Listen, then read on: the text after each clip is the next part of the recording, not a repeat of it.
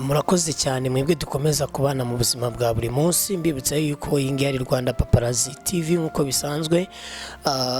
Tunashimira mwebwe mudahwema gutandukana natwe mu buzima bwa buri munsi. Nge mugiye kubana rero ni MC Seti. Anyway, call me Nzogejo, nyita Nzogejo nk'uko bisanzwe, ariko MC Seti niwe mugiye kubana aka kanya. Ahangaha turi rero turi mu rugo rwa Natali ugaragara muri series ubutumwa bugufi kuri Rwanda Paparazzi TV, ndetse tukaba turi kumwe na Keza. Ariko ahangaha turi mu rugo kwa Natali tunamushimira.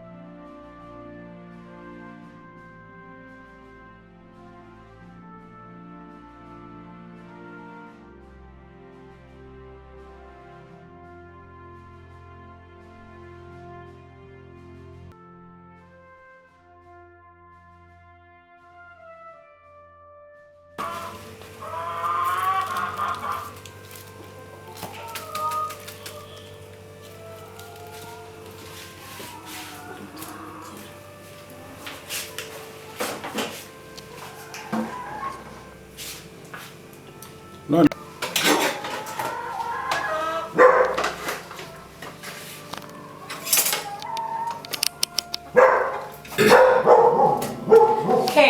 ndaje musuhuze ma. Hari ibintu nari nkiri gutunganya hano, ariko ihangane iminota mike yandaje.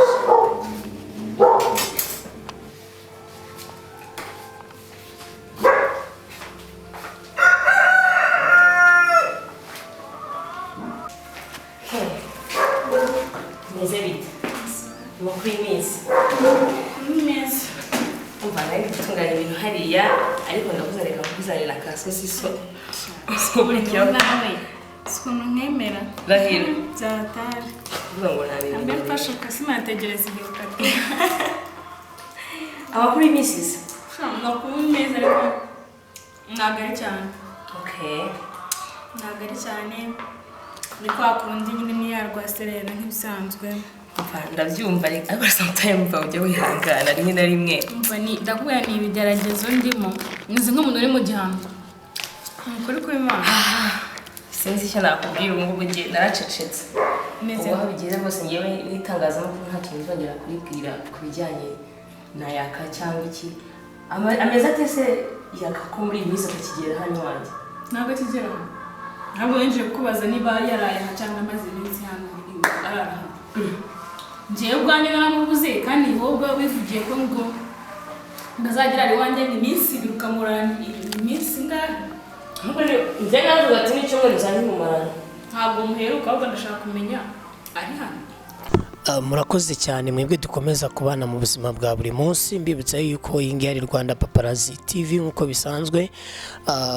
Tunashimira mwebwe mudahwema gutandukana natwe mu buzima bwa buri munsi. Nge mugiye kubana rero ni MC Seti. Anyway, call me Nzogejo, nyita Nzogejo nk'uko bisanzwe, ariko MC Seti niwe mugiye kubana aka kanya. Ahangaha turi rero turi mu rugo rwa Natali ugaragara muri series ubutumwa bugufi kuri Rwanda Paparazzi TV, ndetse tukaba turi kumwe na Keza. Ariko ahangaha turi mu rugo kwa Natali tunamushimira kuba yaduhaye akanya ko kuba twaganira nawe. Reka tubanze kwanza nabo tubasuhuze. Natali umeze gute? Turakomeye.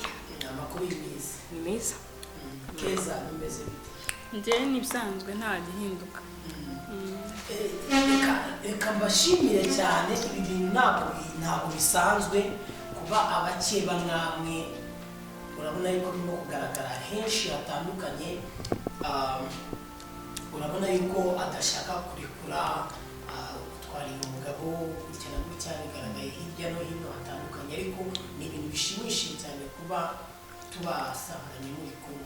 Natali, wabyakiriye gute uri kumwe na mukeba wawe muri iki gitondo murimo kuganira? Ega twaricaye turareba turavuga tuti abantu nkatwe b'abadamu buke njye ntabwo ndi umudamu w'abakobwa muri rusange bakuze tuzatongana ku izina ryayo abasitari. Yego kandi duhurira hamwe muri filime imwe. Rero turabwira reka dufate umwanya ndamutumira ndamubwira uzaze kunsura tuganire turebe ukuntu ibintu bimeze.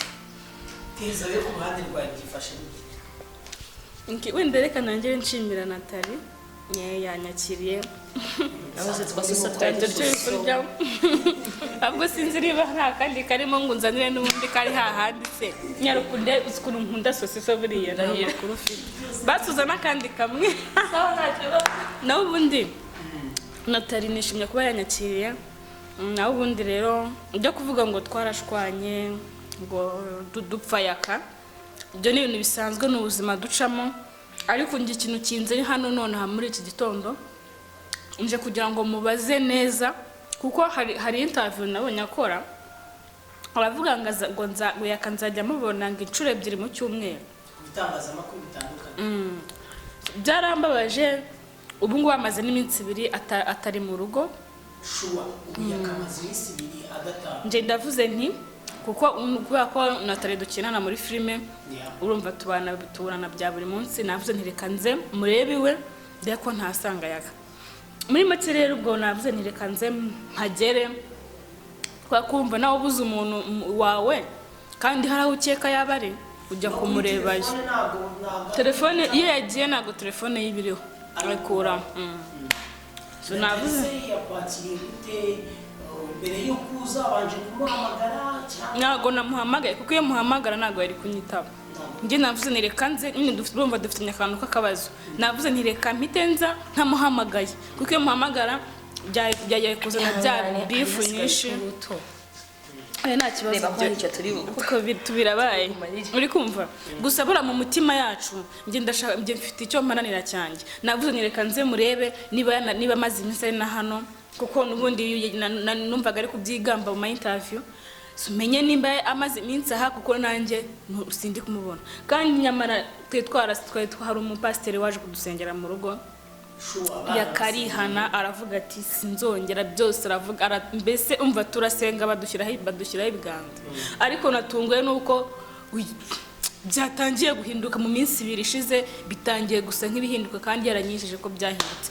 Impamvu mbyukiye rero Rose ndavuga nti kwa ko nawe ntamwizera ntake nyine ubundi umugabo iyo afite iyasa n'uri ku mpande 2 iyo umuburiye aha ujya handi naje ngenje kumushakira ngo ndeye ko basimusanga ariko nawe nuko ari kumbwira ngo ntawe hageze ndetse no hagati y'umwe kurundi abantu gushidika.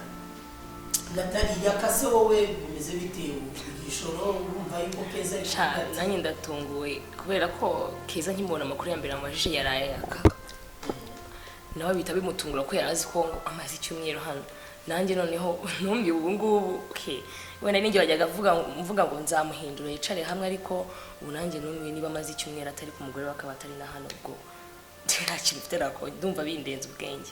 Ubushize kuri lifestyle kuri business yawe kimwe cyo muvuga ati nubwo nimo guteganya gusubira hanze yakashobora kuzamusigira business ngira ngo Keza iyo lifestyle yarayibonye.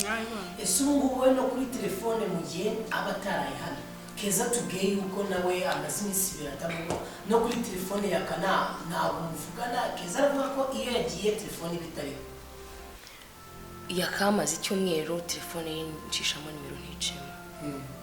none ubwo twabubuze twese se urega ngiye buriya ntanababeshya buriya yaka atangiye kunanira kubera ko ukuri kw'Imana yaka nubwo wenda atakubwiza gukuri Keza namuspendinze amafaranga menshi cyane ku buryo utabyumva. Kandi wa mugani ntabwo wakomeza guspendinga amafaranga ku muntu umukuru kandi wumva ubona nta kintu bimumariye ahubwo amafaranga yose agenda akayangiza. Nk'ubashaka ko amaze icyumweru ari kwangiza amafaranga amaze iminsi naramuhaye ari kwangiza hanze urumva. niba atari no ku mugore we ndumva ibintu ngiye birantangaje cyane byibura najyaga mvuga ati niyo yagenda akayangiza mu rugo iwe ariko niyo Keza atamenya ati yakuye aha naha ariko noneho kuba atari kwa Keza icyumweru cyose naha nadahari ubwo ndetse numva ahabwa amafaranga yajyanye ko nyine nawe ndumva usa n'uri kumushidikanya ayo mafaranga wamuhaye ntago nyazi nta nubwo wenda navuga ngo ndayazi ariko ubwo ni ibyawe nawe none nagira ngo nkubwire n'ubundi ko yakanye natangiye kukunaniza ubundi wamundekeye ko ngiye wari njye umenyereye kwihangana ninjye umenyereye kwihangana wowe kujya kumeza umutakazo n'amafaranga yawe wamuretse ukareka kumuha amafaranga agakomeza uko ari njye uko ushoboye wenda guhangana nawe no kwihanganira ibye ukamureka ukamuvaho burundu noneho njye ngasigara nirwariza ariko Nathalie tugarutse kuri icyo kintu Keza avuze Keza aragira ati ngiye nshobora kwihanganira ibibazo byanjye na Yaka naramumenyereye wamundekera ukareka gukomeza rwose utuma ibintu bipfapfana ngiye nkagerageza wa mugani muri babiri mwaricaye muraganira ibyo wakoze mu bitangazamakuru bitandukanye urabizi bigiye byinshi bitandukanye bivuga ko utamurekura ariko Keza aragira ati ngewe umfashije ukamureka njye ntashobora kubyihangana nz'umutwara wa mugani washyize amapira hasi ukamureka baragutwara amafaranga njyewe undi nta n'ikintu mpamva hanini nuko wenda ndi umugore we kandi impamvu njye nihangana uko tubana nyine mu nzu nkawe rero bari gutwara ibyawe wongeyeho no guhonga amafaranga ndiwe navuga nti ndamanitse yakamuvuyeho burundu n'amafaranga yawe ubundi wabura ikindi kintu ukoresha ayo mafaranga rero ikintu nabivugaho n'ubundi bimaze kugera kure namutakaje amafaranga menshi kandi ntabwo nakemera guhunga gutya ahubwo twareba ukundi kuntu tumuhindura akaba ku nzira ku murongo ariko ibyo ngo murekure ufite aho gupfusha ubusa ubundi ubwo urarwana ni bivuga ngo nawe ntabwo ushobora kumurekura ahubwo twese twakitabira abapasiteri namubwira ati tugende tukajya gusengera aho Keza yasengeye ngese ko bansengera nabi bimeze bite ko nasenze kuko ubwo aho bigeze agapfukama ubari he nje n'inama nakugiraga Keza byereka mbibarize rwose kuba narekura ndumva ibyo byo ntaho bihuriye no kuba amaze icyumweru atari mu ngo zacu ahubwo twamushaka tukamwicaza tukareba inzira nyine ku buryo yasubira ku mwaka bamwe Nathalie byereka mbanze nibarize wenda ikibazo kimwe Keza kuko niba muvuga ati twafashe umwanya tubiganiraho nk'abantu bakuru nta ibyo gora dushwana ikinizi uyu we avuze ko adashobora kuba yareka kubera yuko amaze kumutakazaho amafaranga menshi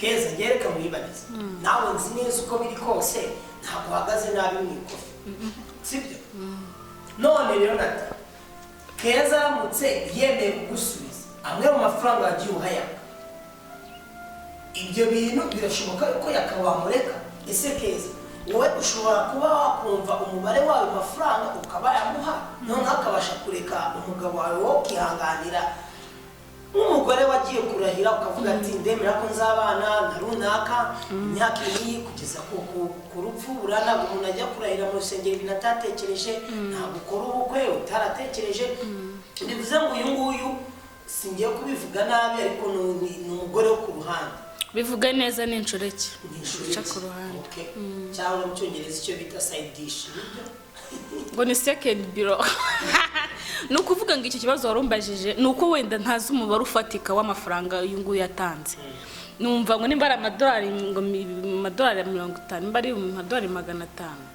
uri kumva nje ntago nzi umubare w'aya mafaranga byibura we avuze ati umubare agaterateranya akavuga ati nayangaya wenda nkabona ari amafaranga mnabasha kwishyura nubwo nayishyura mu mezi angaha ariko byibura nkayamuha akamuva inyuma burundu sibyo nta yaka nta rozi nzongera kumva mu matwi yanjye ayo mafaranga nje nayamusubiza we abyemeye akagenda burundu na nimero akayisiba akabirirwa kwigiza menyana na yaka mwanjye Setiriyo Nathalie uvuga ndimo kubyumva Keza aragira ati bishobora kuba ari amadolari 50 ariko amadolari 50 ni 49 by'abanyarwanda ntabwo amadolari 50 umugore w'umugabo ushobora kubwira ati basi nimbarangahe sinshobora kumwihanganira ibibazo bye ayo mafaranga yakari nangahe muvugana uburyo yakwishyura abayafite yose banze umbaze isura byemera banze musubize ntabwo utabyemera kuko uzi impamvu ugomba kubyemera, impamvu ugomba kubyemera uravuga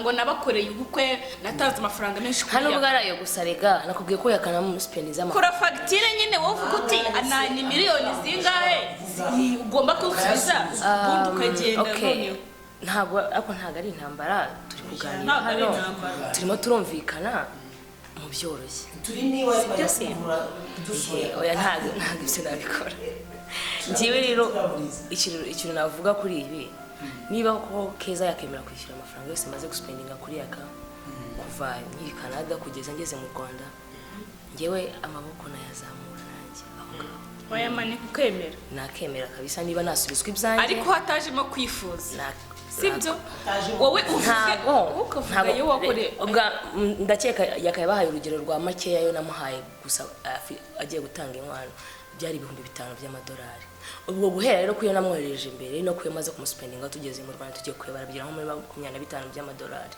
murabyumva 2008 ibyo ntabwo ari ukubeshya yakara kuvuga ngo bwambira muhaye ayatabwiye abantu tugiye kubara twasanga ari muri 27 25 kuzamura urumva ntabwo namenye ngo menye n'ibici n'ibiki yes by'amadolari ntabwo ari amafaranga menshi cyane rero ku buryo kweza kuyishyura mu gihe gitoya byamugora niba yumva ari rero kuyishyura yewe ubwo nangahe mu manyarwanda haje oya ndashaka ubwo nangahe mu manyarwanda yerekanye ko bari bwambira muhaye $5,000 by'amadolari ni miliyoni wenda 40 hafi n'9 n'imisago ntabwo zuzura hafi sorry $5,000 by'amadolari ni miliyoni 4,900 ibyo 2025 arimo kuvuga ngo urafata miliyoni 4,900 kuba inshuro 5 ni hafi miliyoni 24,900 akuze ya miliyoni 4,900 ni hafi miliyoni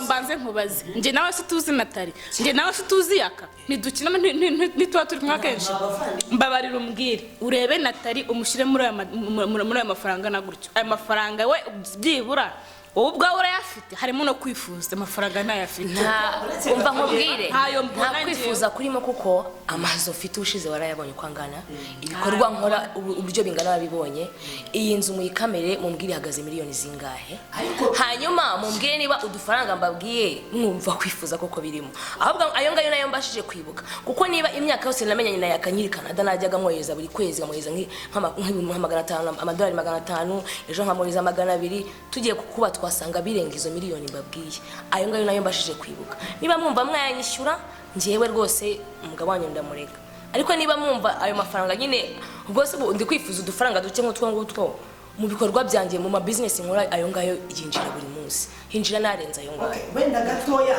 ngarutse ku ruhande rwa Keza n'abadukurikirana bari buze gushyiramo comment sibyo babashe kugira ibitekerezo kugira ngo tubashe gukiza intambara tubashe gukiza aya makimbirane murabizi turabavandimwe tugakinana mu butumwa bugufi so ntabwo rero dushaka tujye tugira kuri seti usange bamwe baracyafite utuntu mu mitima yabo ariko wenda ngarutse gato kubyo Keza yaravuze uramutse wenda utifuje bigaragara yuko niba ari nabyo ubariyemo nayo ushobora kuba warahaye iyaka utaramira na Keza kandi ikindi cya kabiri icyo Keza yaravuze ati turebye uburyo natarameze ibintu dukinana n'ayo mafaranga no kwifuza muri business tujye dushyira mu gaciro maze gukora bigaragara yuko ayo mafaranga rwose arimo pe ariko ndumva nta yandi usigaranye ubwo bigaragara yuko hari andi no kwifuza pe ntabwo nkuko nababwiye ntabwo nakifuza kubera ko amafaranga nayafite urumva kuba rero naremeye kumuspendinga yaka amafaranga na gutyo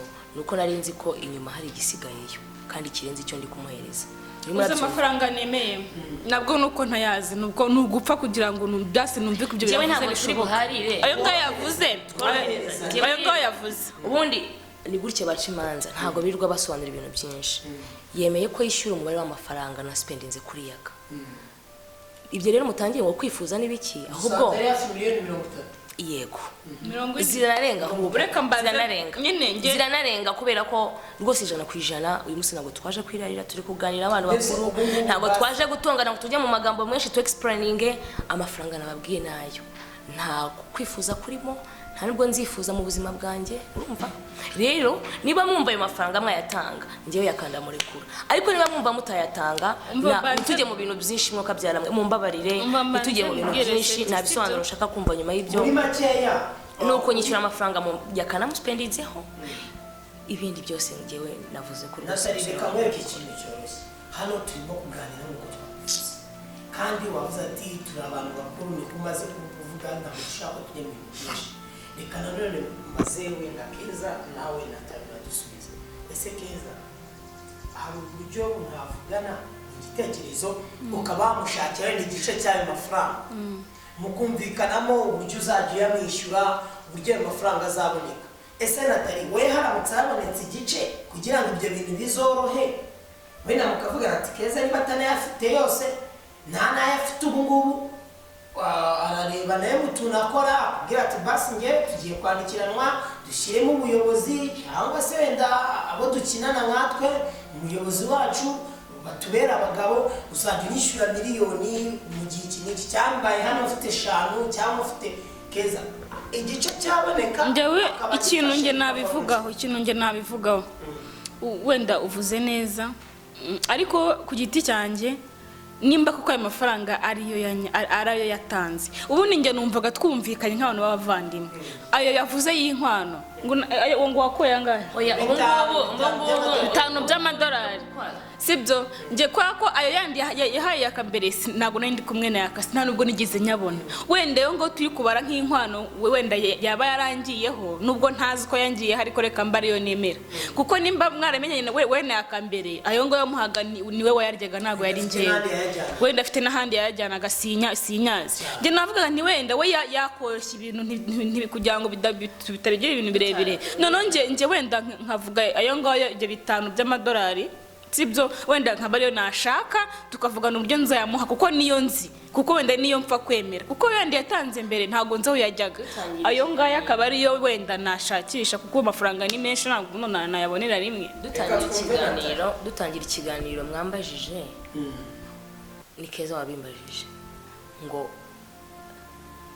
warekura yaka ndamutse nkwishyuye amafaranga yose wamuspendinzeho. Icyo nicyo cyari ikibazo, ntabwo ikindi kibazo cyari ngo amafaranga y'inkwano wahaye yaka nayakwishyura ukamusubiza. Oya, ikibazo cyari amafaranga yose wamuspendinzeho uramutse yasubijwe wamurekura. Twijya mu bintu byinshi. Bantu mudukurikiye muze kugerageza mushyiremo comment kugira tubashe gukiza iki kibazo kiri hano.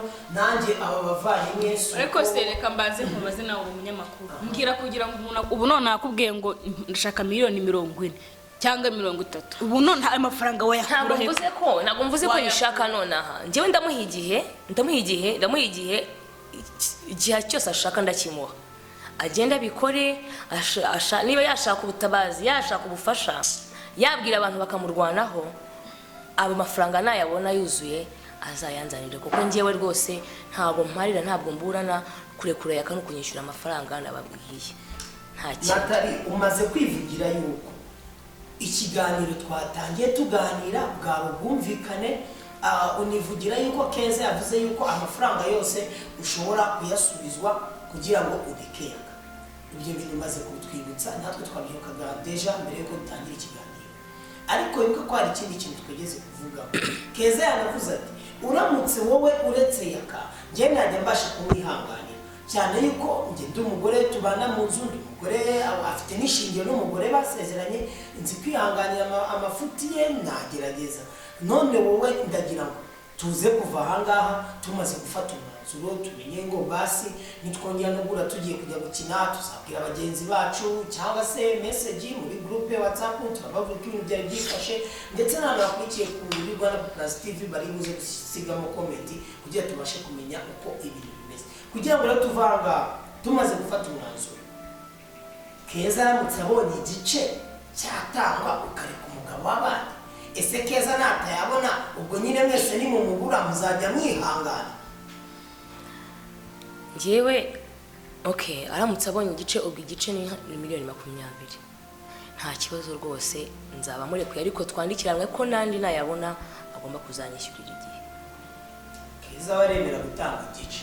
Umva icyo Keza reka mbanze njye nabona biriya 5 by'amadolari byonyine ati rwose ubu ngubu uzi se njyewe kubera ukuntu mbabaye kandi ngo ubabaye niho bandura urugi ndababaye pe njye nzemerana naguze niba ngombwa pe niba ngombwa nzanaguza ariko ako kantu ko kuvuga amafaranga guhora unyurira amafaranga ntanariyeho ntazi naho yagiye umva birambabaza kuko umuntu akagucyurira ikintu byibura wabonye njye ibyo nta kibazo nimba ashaka igice ubwo ni miliyoni 20 ntago nakubwira ngo nejo cyangwa ngo numusibe ejo nayo nyine nayo ndabizi ntago nakubwira ngo nejo cyangwa uyu munsi cyangwa ngo nejo bundi kuko nta mafaranga menshi utabonera rimwe gusa njyewe turi mu kwa gatatu ndakeka mu kwezi kwa gatanu nibigenda neza nabantu namuvuyemo ideni rye miliyoni 40 zose urumva icyo gihe zabaze ariko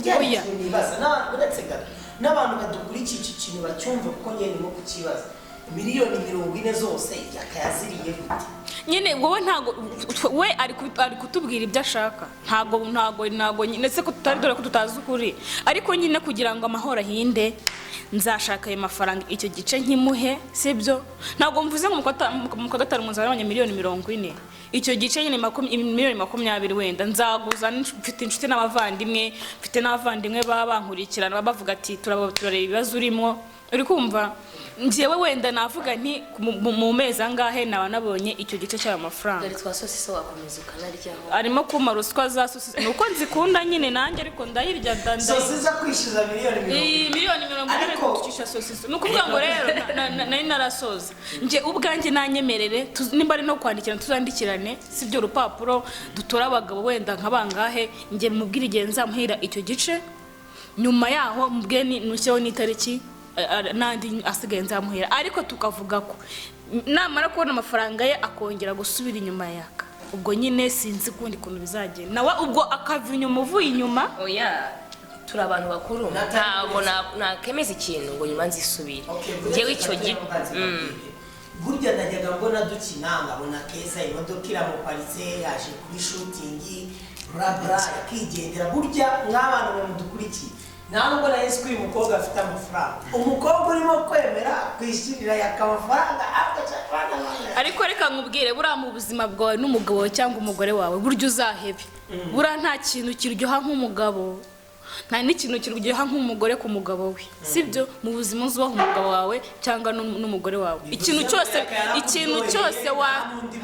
uko ubishaka niko wabyita ikintu cyose ntacyo utakora kubera iki kubera umugabo wawe cyangwa urugo rwawe muri rusange wowe umuntu aje akagutwarira umugore nicyo utakora kugira ngo ugaruze umugore wawe umukunda byanyambye nayo mafaranga nubwo ntayafite nge nzayaguza navuze ko nzanaguza ntabwo yose nyafite mu mufuka wanjye ubutuvuga ariko nzaguza kandi nziko nzayabona icyizere cyane amafaranga burya icyambere ni icyizere anase ubunze nkuvuga nti ngo yenda pfuye ntaho nzabona umfashe iki wowe ngomba kwiyumvamo ko nzayabona mfite imiryango mfite inshuti n'abavandimwe sibyo bazamfasha ariko ideni ry'uwo mugore ndivemo Natali ndabona rero wari wanaduteguriye biraryoshye sosiyete isaba nubwo ibintu murimo ngira ngo mve hano tumaze gufata umwanzuro ngiye ni mu kwa gatanu niba mbyemera mbwira okay Keza amaze kuvuga ati ngiye mu kwa gatanu ubwo namuboneye igice amadolari 20 by'amadolari sibyo nibwo nabanyabonye mu kwa gatanu andi nkakubwira igihe nzayaguhera nyuma yabonetse nimba ubyemera umbwire yesoke na make waba ufite ukavuga ati basi ngiye muri iyi minsi ntaba nkuboneye aya uko biri kose nawe n'abakiteganyiriza reka banza nsubize nimba yabyemeye ko ayo mfite numvaga nayabona nko mu kwa gatanu namuhaye wari kuvuga ngo mbaye nemeye mu kwa gatanu yabona 20 by'amadolari aho kwa ko mu kwa gatanu ari kera ntabwo nategereza kabisa ni kera cyane eseke nta n'ibihumbi byibura 10 by'amadolari afite cyangwa 5 reka mbanze nkubwire suvuze ko ari kera umunsi turi kwa kangahera turi kwa gatanu kwa kabiri mfite sheke kwa kabiri nzangoye sheke ya nzakwishyura igice ibihumbi bitanu uyenza mu ibihumbi 5 by'amadolari kwa kabiri noneho nyuma yaho nihashira nk'ikindi cyumweru nzakwishyura nandi asigaye bihwaniremo mbe nkuvuyemo ideni ryawe ariko icyitonderwa ubwo nawe ninongera kubona inyuma ya yaka cyangwa se nkumva ngo hwikwinda yaka sinzi roze na yaka ubwo tuzakirwa n'amategeko ubwo nyine aho tuzaba twasinyanye amasezerano nanjye n'imbere ngaho urabona byumva ubone kujya amategeko turabyumvikanye ubwo ni Mureke cyane rwose. ikintu kimwe mw'abakobwa mwe abantu barabakunda cyane murabizi. Ndagira ngo mbasabe ikintu kimwe, wowe uremera yuko Keza kuwa kabiri nababonye ibyo 5,000 azabiguha by'amadolari, avuze ko azaguha sheke mukandikiranwa. Ikindi cya kabiri, abantu badukurikiye nyamuneka muze gushyiramo comment kugira ngo umuntu abashe kuzinyuramo amenye ngo ya mafaranga kuko azatangwa. Gahunda y'amakimbirane iri hagati y'abakobwa irimo kugabanuka. Ikindi cya kabiri shaka kubisabira, ndagira ngo twereke abanyarwanda yuko ibintu turimo ari ukuri, ibintu turimo batazongera kubona. Hari abantu benshi cyane bababaye kuba Keza atari kumwe na Yaka neza bitewe nawe. Hari abantu benshi bababaye batari bazi yuko Yaka yagiye abona amafaranga avuye ahandi hantu gukora ibyo byose. Muremera yuko iyo sheke Keza ndahira kuwa kabiri, muremera yuko kuwa kabiri ibyo tuzabikorera imbere ya kamera bigaragara neza. uyu munsi ni kuwa gatanu, kuwa gatandatu, ku cyumweru, kwa mbere, kuwa kabiri nge nzabikora, nawe uzaza wenda uba uhari kugira ngo ubyemere. Ni kuwa gatatu nihagera akubwira ko nta mafaranga arabona, ubwo ikibazo kizaba ari icyanjye, ariko nge mubwiye ko kuwa kabiri nzamuha amafaranga ye ibihumbi 5. Noneho ubwo kuwa kabiri nibwo nzamenya igihe andi nzamuhera. Ngo nimara kumuha yo ngayo kuwa kabiri tuzandikirana urupapuro rw'uko abonye makeya, mubwiye nashyiraho n'itariki andi azabonetse. Nimba nyuma y'icyumweru tuzabyumvikana icyo gihe, ariko ngewe nemeye ko kuwa kabiri nzamuha amafaranga yewe, ndabyemeye. Kuwa kabiri abantu mube tayari, musigemo comment muri iyi video kugira tubashe kumenya ibyabo bakobwa uko bimeze. Mbere yuko nerekera kuri Nathalie na wambwira uko abyumva Keza, twemeranyijwe ko nyine hazaba hari kamera kugira abanyarwanda babashe kumenya. Nushaka uzazana ebyiri, nge nta kibazo mfite kuko amafaranga nanjye nzaba ndi gutanga. Nanjye umuntu bahari twagera. Wowe rero urabyakira gute? Kuwa kabiri uremera kuba bakiri ibyo 5,000, nyuma yaho mukakorana akanyandiko kugira azabashakisha n'amafaranga tubashe kugana ku musozo. Ngiwe niba abyemeye ko kuwa kabiri azasinya iyo sheke ya $5,000 nta kibazo rwose, nzaba nyafashe. Hanyuma twandikiranwa mbwira iminsi ampereza kugira ngo azishyure na $15,000 zabisigaye. Rero ndumva ari ibyo ngibyo. Ngiwe amasezerano namubwiye ko nanjye namara kunyishyura neza ntabwo nzigera ndenga ku masezerano twasinyanye. Umugabo w'abandi ukamureka ko Keza uzagaruka gusunutse amazuru nukujya mu nkiko. Aho ngaho nzaba nahebye, ntabyo kongera kuvuga ngo arashaka ngo na nimero ugomba kuzisaba muri telefone bikarangizanya, tugahura dukina birangira. Ngewe icyo nabemereye ni uko umugabo w'abandi nzamureka. Ikibi ni uko wenda yakongera kunyikururaho, ariko ngewe ntabwo nzongera. Aho yakana none nanjye bazibanga afite. Ibaze Keza kwemera kuvuga ati nzakora ibishoboka ngiye gushakisha ibyo $5,000 kwa kabiri mbe bitanze, nawe ukaba wavuga ati reka yakasi namureka. Ni ukuvuga ngo uburyohe buri hagati aho ngaho. Sinzi ko nta mafaranga udashobora kuyarya nyuma yaho ukazibuka agateza ingaru. Umutima ntuzamushuke ngo akore ibyo bintu. Nta ngaru, nzaba nanjye nikokoye n'imene sigarira aho, muhereza ibye atuve inyuma twikomereza ibyacu. Ntago bizabaho. Reka tunyuzemo binabayeho dogwe amafaranga yasubizwa kwa Keza. Bizongeye mitunango nakongera kugira ngo nebyo, ariko ngiyewe nemeye ko yakanzamurekura kwa amafaranga yanjye nzaba nayabonye.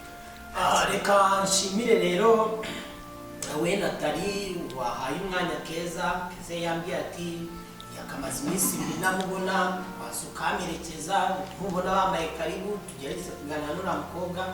Turishimye cyane, ndizera neza ko n'abakurikiye Rwanda Plus TV nabo bibashimishije. Ndizera ko namwe mu mutima wanyu ibyo twemeranyijwe kuwa kabiri rwose tugomba guhura tukagira ko reka none uwo mushimire kuba yanatugaburiye. Ako burya ngo n'ujya ibiryo bya agana igiki cyane ngo bavuze gute bwa mbere mukeba n'ujya ibiryo bya mukeba dushyira mu rusenda rwinshi. Ku rusenda rwinshi rutuma uburozi nubwo yakuroze ntabwo uburozi bukora cyane. Sinzi ko nagenda ndibwa sasa gusa nyine wakoze ndumva rero watugeza tugataka reka tugane ku musozo. Iyi ngiyi yari lifestyle ukurikira kuri Rwanda Paparazzi TV, aho ugomba kubona byinshi bitandukanye ku bakinnyi bo mu butumwa bugufi series. Ngemwe muri kumwe ni MC Seti anyway call me Nzogejo nkuko bisanzwe.